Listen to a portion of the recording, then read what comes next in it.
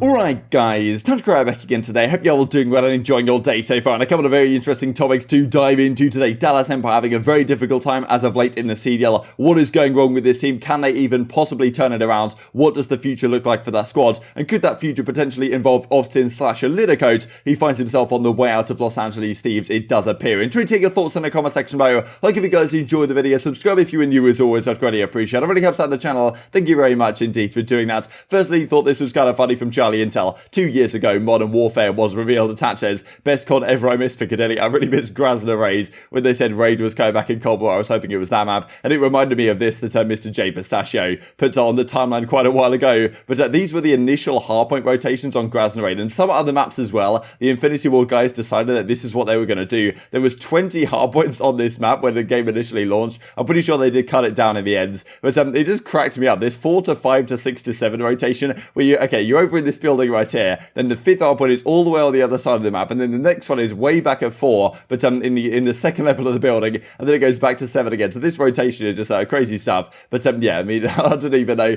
Maybe they were even thinking about just straight up randomizing the hardpoints and not letting them happen in the same order. But thankfully, the developers this year are slightly more clued in for competitive play. Let's talk about the Dallas Empire then, because yesterday they got, I mean, honestly, there was a lot of relatively embarrassing series losses. This was certainly one of them, especially this final map right here. I mean, you guys can see this play that CleanX makes, of course. Yesterday I was kind of gassing it up as CleanX making a great play, which I think is certainly fair. But at the same time, I mean, look at what the Dallas guys are doing. Look how scared they are. They both sit in the corner and just wait to get taken down. Yes, they were both one shot, but I mean, it just seems like some of the plays they're making, they're too scared to actually make a play. And I don't know, it just comes back to bite them, certainly in this series, in pretty spectacular fashion. And in their last 8 series, I'm pretty sure, there was a crazy stat I saw people talking about on Reddit, the fact that in their last 8 series, every time Dallas have won a map in those 8 series, they've gone on to win the series, which sounds great, right? But the problem is that out of those 8 series, 5 of the times they've just been 3-0 swept, and that is not something you expect for the Dallas Empire. A lot of the times they go down relatively early on. It just feels like well, the series is already over at that point, and this Vivid move has clearly not produced the immediate results they were looking for. Yes, they played Toronto Ultra, they're a very good team, but the other day against London, it wasn't exactly convincing for the Dallas guys, and this series, especially statistically, their SMGs just got completely bodied, and that is not something you want to see if you're Dallas Empire, because the whole idea was you're going to bring in Vivid to bolster your SMG line and bring some more slang back to the team, which they did have when they had Huke on the team, and they had such a great success at, well, for example, the Stage 1 Major, where they made the Grand Finals, right? Let's not forget they were a top 2 team in the game. There was no doubt about it. As Crim says, look, GG straight up to Ultra. It was a tough result. I mean, not really too much to say, I suppose, from Crimsix's side on this. It's been a massively tough time as of late. ILLey says as well, back to the lab, and Vivid comes out and says also, like, couldn't get anything going this week. I will come back stronger and be better. And well, they certainly have to. Let's just put it that way, because Dallas Empire are a team that they are the reigning world champions. They want to win the world championship. We talked about that lineup with FeLo, just couldn't see that working. Parasite was talking about the fact that he felt that they needed a 2-person change, and I imagine he still echoes that opinion, because he's going to talk about it in a couple of minutes time here, that this team is just not good at all, and what can they even do right now to turn things around? Because look, certainly some teams take time to turn things around, and they need a little bit of time with their new roster and their new players to get things going, but it just seems like the whole core of this team just isn't going to work, and maybe won't work for the rest of time, because, I mean, look, if I'm Dallas Empire, who do I want to build around? Do I want to build around Crim? Do I want to build around Shotzzy? I mean, I certainly want to build around Shotzzy, right, because he's one for the future. At the same time, does he want to go back and play Halo if they have a good competitive scene that comes up with Halo Infinite? Maybe he does. I don't even know what you do with this team right now, but the core of the team has already been split apart with Huke leaving, and that doesn't really seem to have had the desired effect for them.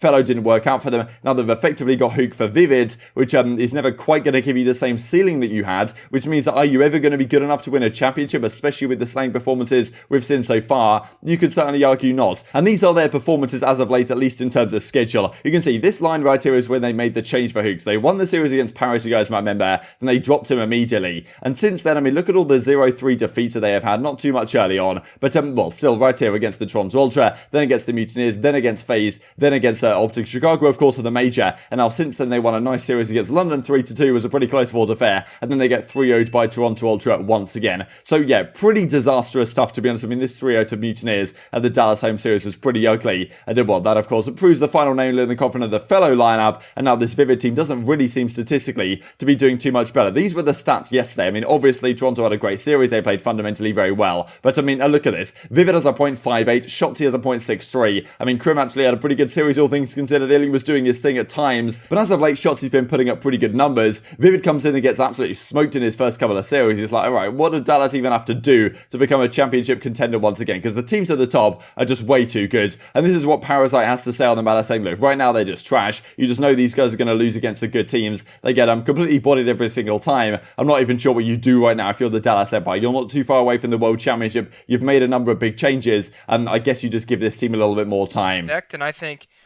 LAG is probably a more well-rounded team right now. Like, I think they play more like a cohesive unit. Granted, they have some individual inconsistencies at times, but I think they have a better overall understanding of what they want to do together. And I could be wrong. I mean, I wouldn't be shocked if Empire we can come out literally and win just 3-0. stop being around the bush, and Empire is ass. Jesus Christ! They're My not good. God! Jesus. My They're not God, good. Model! They're not good. I mean, Chris, like all the players on there. They're just not good. I mean, that's not to say that's not to say that's what I said, because people say I'm always saying that.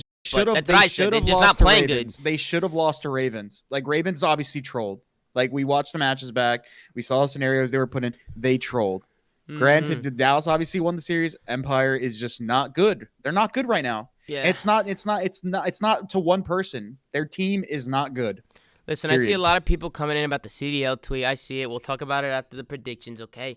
But I agree, Chris. They just that's what I was saying. Individually, I think they... Azuma says on the matter as well, you know, Crim will start winning again when he stops racing my mother's pasta. Looks absolutely fire, by the way. But Azuma says as well, you know, it's a joke, obviously, but it feels very weird to see Dallas like this, right? They are the reigning world champions. Let's not forget there's been a lot of discussion around the fact that Clay isn't in their team anymore. What is it? Well, is that causing issues for them, right? I think you could certainly argue that it is with what he's now doing on this new project over at the New York Sublime. It's very impressive stuff. You know, hopefully these guys turn it around. It'd be great to see another team that's actually contending at the top, because right now, with OpTic's loss to Atlanta FaZe yesterday, it seems like there's a very clear top three, right? It seems to me, at the very least, the FaZe are clearly there at the S tier. Toronto are maybe up in the S tier, maybe just behind them in an A tier or something. Then you've got New York right there as well. Can't wait for New York versus Toronto. I think that's going to be an absolutely cracking series in a couple of weeks' time here. And then right behind that, you've probably got OpTic, and then you've probably got another divide, which then takes you down to teams like Dallas Empire, which are in a tough spot right now, because they don't seem to ever be able to compete with the guys at the top, but they can still lose to anyone down at the bottom of the league. So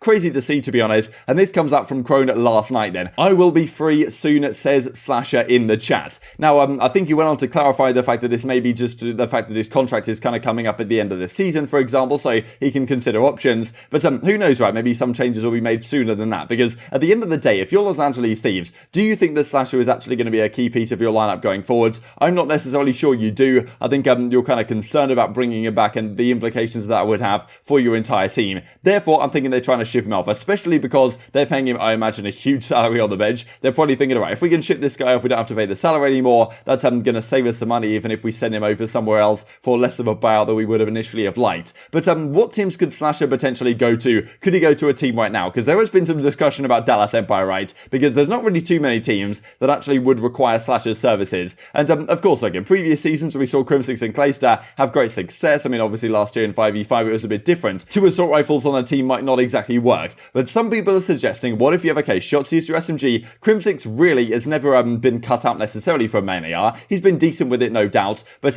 usually he's been a slightly more aggressive assault rifle player than the main AR. So maybe you consider, okay, could Slasher possibly in any world be the main AR on Dallas? Crimsix is kind of like the more fast-paced AR, the flex type role. ILLey drops out of the team, and then you have Vivid and Shotzzy on your SMGs. Look, I don't really see a world in which this happens, but you got to think, I mean, Slasher's obviously looking to go somewhere else. The guys, obviously, we talked about a couple of days ago, were discussing the issues that Huke had on the team, and the fact that his playstyle wasn't really working with their squad, and therefore they're thinking, all right, what other changes do we make? But that's the thing about with Dallas, you're probably looking at some of these other options on the market, and maybe you're thinking, all right, okay, I wish we had Huke here to at least give that a go, as Los Angeles Thieves may well do going forwards. Of course, if you are Slasher, which team could you potentially go to if there is no expansion next season, and if some teams are still considering to make changes, right? Because if you are a team like Dallas, look, I don't know what your thought process is. You've got a lot of money that came in from Huke, certainly in the back pocket, and you're thinking, all right, how do we win the World Championship? Because some of these other teams, they're probably just going to chalk it up. They might go after Slasher in the off-season, but probably not going to make any changes now, because their season may already be chalked for the rest of it. You're looking at some of those bottom-tier teams. Certainly that is the case. But Dallas Empire, like, obviously they want to win champs. Like, I don't think Slasher's going to be the play for that team. I can't see that team ever working in a million years. But desperate times do call for desperate measures, and yeah, we've seen some crazy roster changes so far this season. There is no doubt about that. Dallas Empire find themselves in a tough spot, that we can actually look at that a little bit bit more detail, right? Because which of these teams would ever need SlasheR's services, right? Because OpTic is never going to happen.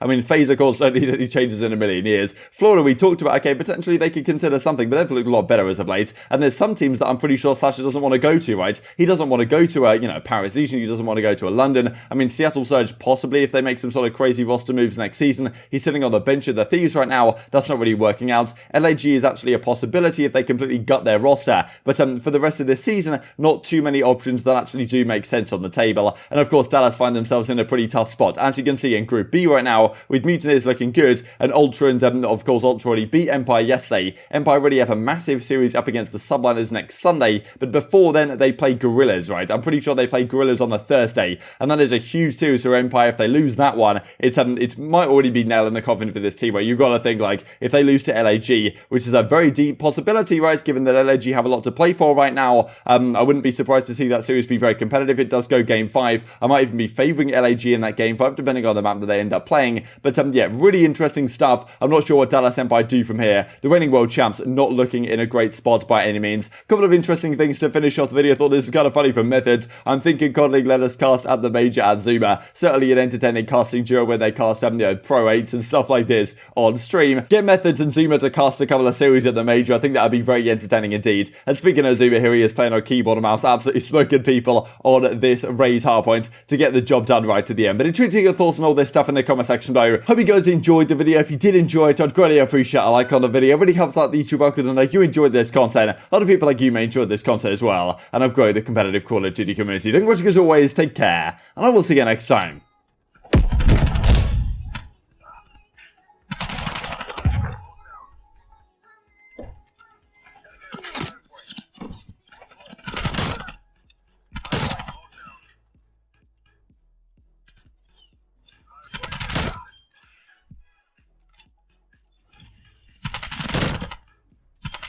Oh my! This game Oh my God! No way.